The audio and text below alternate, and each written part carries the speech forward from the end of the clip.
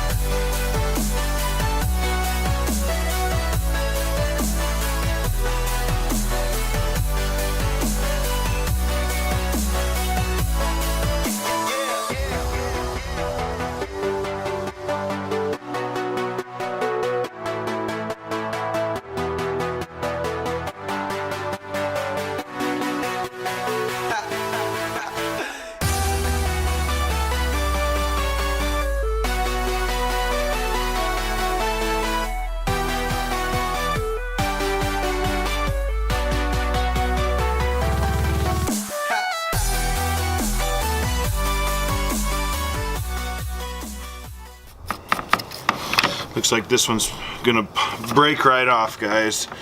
You can see it's real corroded and loose, so I'm gonna have to replace this tip here for this one.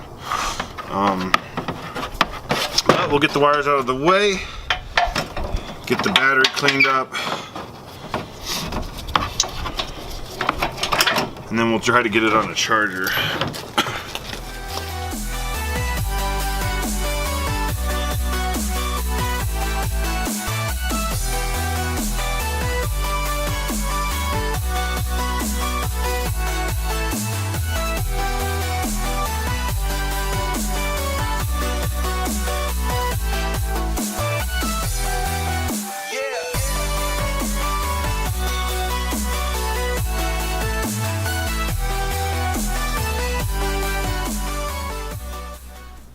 So to start with, we're going to use our trusty battery tender and get it hooked up to the battery.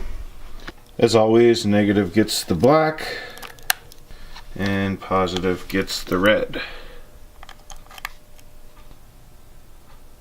We've got a slow red blink on our tender. This may mean the battery's shot, but we'll go ahead and let it charge for a little while and see what happens.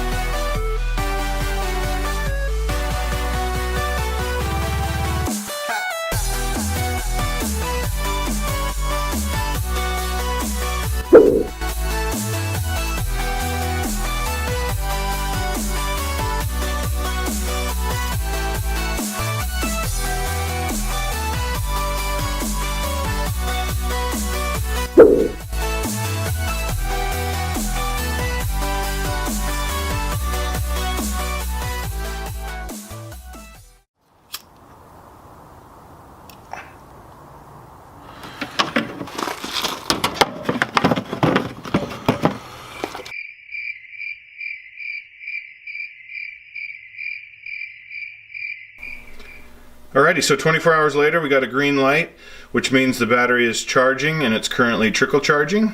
So we really lucked out. I didn't think that battery was going to be any good, but this would indicate that the battery is accepting a charge, so I believe we should be good to go.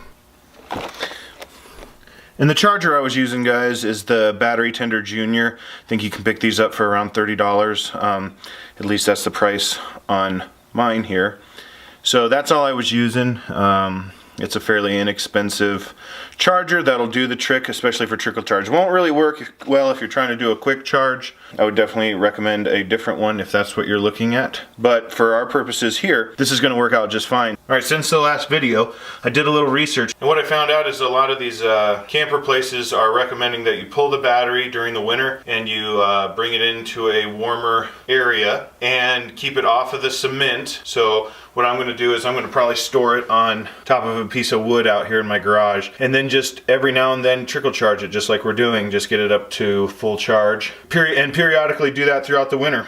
So then in the spring we'll do another quick trickle charge on it again just to make sure we got it fully charged, and then we'll throw it back in the camper and it should be ready to rock and roll for all of our camping trips.